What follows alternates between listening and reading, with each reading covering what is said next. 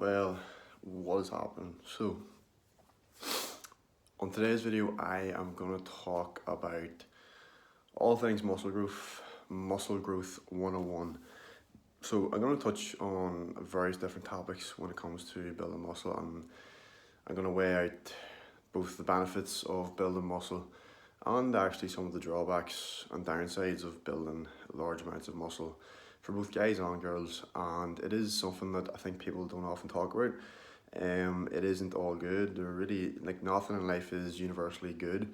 There are some downsides to nearly everything in life, so I thought it would be appropriate to talk about maybe some of the downsides. But for the most part, building muscle has more benefit than any downsides you might possibly incur. So the question is, how much muscle can you conceivably gain in, say, a year? And the answer will obviously vary depending on genetics, depending on whether you're a guy, whether you're a girl, your training age. So many different factors come into play. But for most people, for men, whenever they first start off, even for the average bear, you can gain at least 20 pounds of muscle in your first year of training. For girls, it's half that, maybe 10 pounds.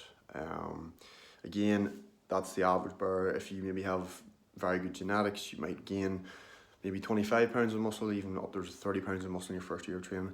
Girls, if you've been blessed with good genetics, it'd be 15 pounds maybe. So when it comes to building muscle and building it optimally, there's two key terms I want to touch on, and that is, going to get a wee bit scientific here, but it is fractional synthetic rate, FSR, and fractional breakdown rate, FBR. So it's quite simple, really.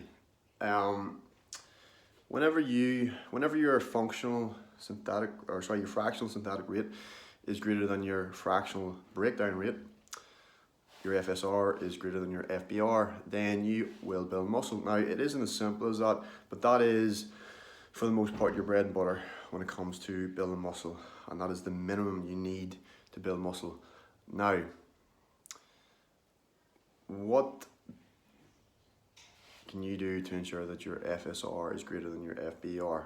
So, first and foremost, eat an adequate amount of protein. That would typically be a gram per pound of body weight.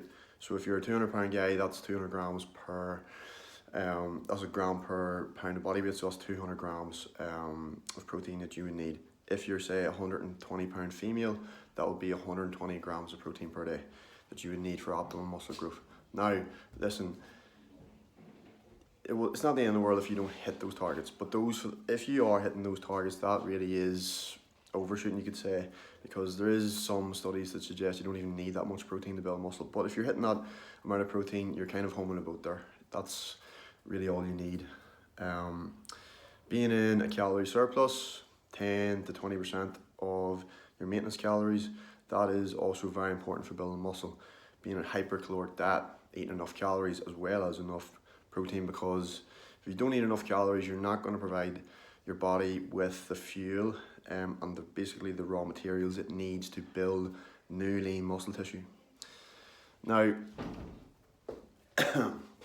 when it comes to other things that will ensure that your FSR is greater than your FBR, getting ample amount of sleep, 7+ hours a night. Studies have shown that even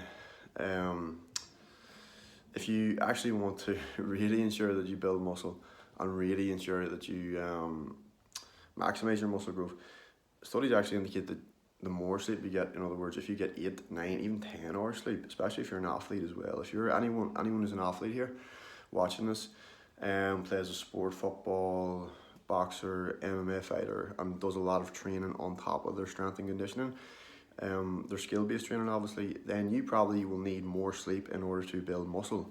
If you maybe want to jump up a weight class in combat sports, whether it's jiu-jitsu, boxing, MMA, Muay Thai, kickboxing, it doesn't matter. But if you want to jump up a weight class, you obviously want to build more muscle tissue. So you will definitely need a lot more sleep than the average bear. It will also ensure that you get enough recovery, because you recover when you sleep. So dipping into the other variable that will ensure that you optimally build muscle is obviously your strength training, which is the key stimulus behind muscle growth. Again, if you eat loads of protein, eat loads of calories, but you don't engage in strength training regularly, you're not providing the stimulus that your body needs in order to build muscle. So, what would be the guidelines when it comes to strength training that will ensure that you build optimal amounts of muscle? So, making sure that you really are hitting your minimum effective volume. And minimum effective volume varies from person to person. Again, everybody's tolerance for volume varies. But minimum effective volume, or MEV, is basically the minimum amount of work you need to do in terms of sets and reps in order to elicit a growth response in your muscles. And like I said, that can vary. Now, you can go about this in many different ways. There's many different programs with many different protocols. So you can do a 5x5, good programs like Start and Strength, good for beginners. Texas Method, Wendler 531 was a great program for powerlifters. Vince Girona's program 6x6. You can do more sort of bodybuilding hypertrophy based programs, which would be say a 5x10, 5x8, higher reps, but it doesn't really matter as long as you perform sets that are within the range of 1 to 30 reps. That is really all you need to build muscle. As well as that, if you are training on every set, you have at least 4 reps in the reserve, if not less than that, maybe 3, 2, 1, close to failure. That is really also all you need as well when it comes to building muscle. You must provide the stimulus. You must place your muscles under a lot of mechanical tension, in other words, lifting weights, and that will provide the stimulus you need to build muscle. Another thing I'm going to touch on is MRV, which is maximum recoverable volume. So if you think about minimum effective volume, on the other side of the scale, you've got maximum recoverable volume, so MRV. Now, MRV is basically the most work you can do, the most volume you can do, and adequately recover from your sessions. If you go past your MRV, you'll probably find that you're going to be tired, you're going to be run down, your joints are going to be sore, your tendons are going to be sore, and you'll find that your next session in the gym will be tough because you've actually went over what you maximally could have done. So again, everyone's different, like depending on your training experience as well, your training age. People who've trained longer obviously have a higher work capacity, have a higher maximum recovery volume. I've trained for 10 years, so my MRV is probably going to be a lot different than Jimmy's MRV, who's just started training. And when you start training, you don't really need that much volume to grow. Anybody that I coach, personal training wise or online coaching, I often say to my clients, listen,